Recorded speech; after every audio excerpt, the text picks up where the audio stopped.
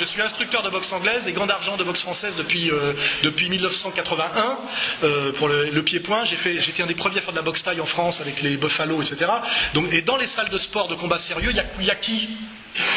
Il y a sur 50 mecs, il y a quoi? Il y a 40 noirs et maghrébins et 10 blancs. Et quand vous boxez, il n'y a plus de race, il n'y a plus de noir, de blanc. Il y a les bons boxeurs et les mauvais boxeurs, il y a ceux qui ont la classe, ceux qui l'ont pas. Et on est toujours admiratif d'un Mohamed Ali, même si on est blanc et même un peu Ku Klux Klan, parce que le mec il a la classe, c'est tout. Et le sport, je le dis, et c'est pour ça d'ailleurs que je mets souvent ça en avant, est un vecteur incroyable de réconciliation à ce niveau-là, parce qu'il y a des bons et des mauvais en sport, et on oublie la couleur et on oublie tout ça très très vite. Et en plus la France a cette chance qui permet, je le dis, de briller au handball, parce qu'on a un réservoir de morphotypes et de mecs qui en veulent, même bien supérieur aux États-Unis aujourd'hui, où dans les quartiers il y a beaucoup plus d'obèses que chez nous. On est au top mondial en réalité. Si on voulait faire une politique de sport, on est au top mondial. On le vérifie d'ailleurs dans les sports collectifs, avec le basket, avec le handball.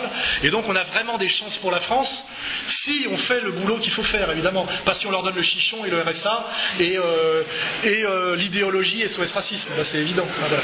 Et ça, c'est ma ligne. Ça a toujours été ma ligne, parce que je l'ai vérifié dans les salles de boxe depuis des années.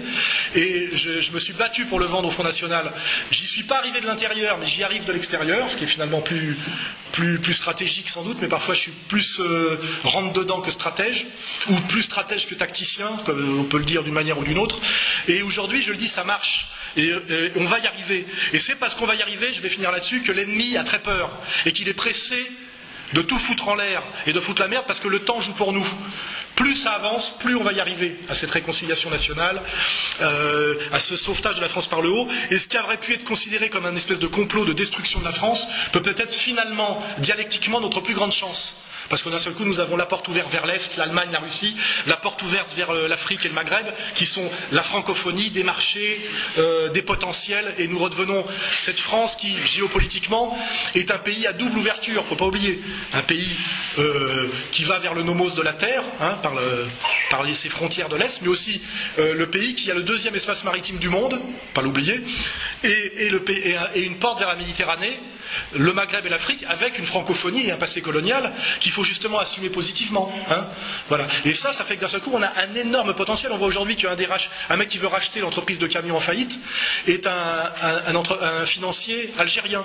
Vous voyez ? Parce qu'effectivement, moi, ce que j'ai dit depuis des années, je vais finir là-dessus, même quand un jeune des quartiers nourri à SOS Racisme m'insultait, il m'insultait en français. Et c'est ça, moi, que je voyais. Je dis, le mec parle ma langue. Finalement, il m'insulte en français au nom des droits de l'homme et au nom de mes valeurs en réalité. Hein, et donc je me disais, c'est possible d'y arriver, c'est possible d'y arriver. Et je vous le dis, on est en train d'y arriver. Vous en êtes la preuve. Je ne vous parle pas du succès d'égalité et réconciliation en termes d'audience, etc. Et je vous le dis, la seule petit bémol, c'est parce qu'on est en train d'y arriver que l'ennemi est inquiet et qu'il se met à cogner de plus en plus fort, de façon de plus en plus vulgaire, de façon de plus en plus ignoble. Mais en faisant ça, il se démasque, ce qui est important aussi.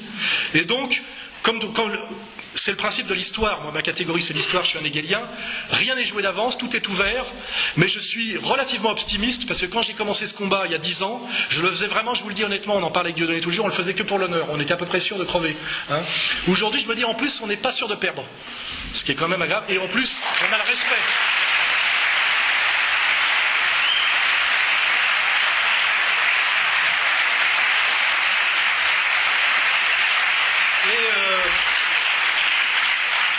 Dernière chose, qu'est-ce qui fait que je suis motivé? C'est l'incroyable respect que je reçois des gens dans la rue, je vous le dis, au quotidien, il y a très peu de gens qui viennent me faire chier, hein.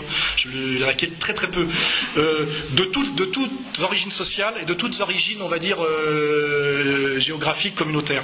Et ça, c'est comme quand Dieudo voit les salles pleines, ça charge à mort d'énergie positive, et quand je vois cette salle et la réaction des gens, la diversité du public et la résonance, ça donne une force énorme. C'est pour ça que je vous encourage, toi, je te le dis parce que tu es un responsable de quartier, mais c'est incroyablement nourrissant sur le point de vue je dirais du bien-être. Hein, on est tous potentiellement des névrosés. Le système fait tout pour que nous le soyons. Hein. Je pense que vous l'avez bien compris. Délinquants sexuels, névropathes, pessimistes, solipsistes, etc. Le système ne fonctionne que là-dessus. Hein, on le sait. Il faut qu'on soit abruti, seul, dépressif, avec consommateur d'objets transitionnels. toutes ces analyses ont été très bien faites. Hein. En réalité, quand vous rentrez dans des actions collectives et politiques comme je le fais, c'est incroyablement épanouissant ce que les gens vous renvoient au niveau de... Je ne parle pas des messages que je reçois, etc. Et même un peu de pognon.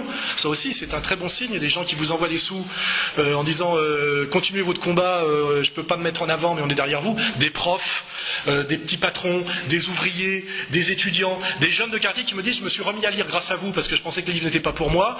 Je viens de passer mon master de je ne sais pas trop quoi. Excusez-moi.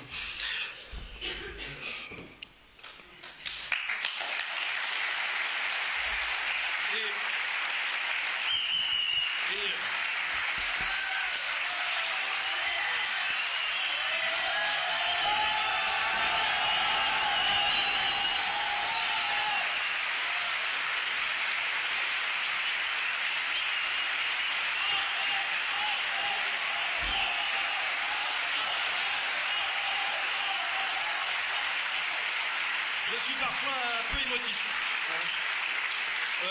Mais c'est vrai que le truc le plus troublant et le plus bouleversant, c'est des jeunes de quartier qui étaient voués à la délinquance, soi-disant, machin, etc., qui te disent je viens de passer mon doctorat de je sais pas trop quoi, et c'est grâce à vous en partie, etc. Ça fait incroyablement de bien. Et aussi quand je vois des vieux fachos aussi, qui étaient racistes jusqu'à la trogne, bien qu'on peut comprendre, hein, parce qu'ils en avaient pris plein la gueule dans des quartiers où ils avaient acheté un HLM, ils avaient mis 20 ans à le payer, puis à un moment donné ils sont obligés de se barrer en vendant le truc une bouchée de pain, parce qu'ils avaient des petits cons qui fait du quad toute la journée devant chez eux, sans jamais travailler avec les dernières marques de basket et de téléphone portable. Puis il y a des deux côtés.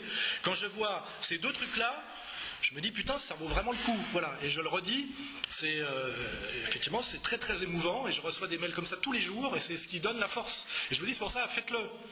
C'est bien mieux que d'être sur YouPorn et de faire les magasins le samedi. Voilà. Je finirai là-dessus.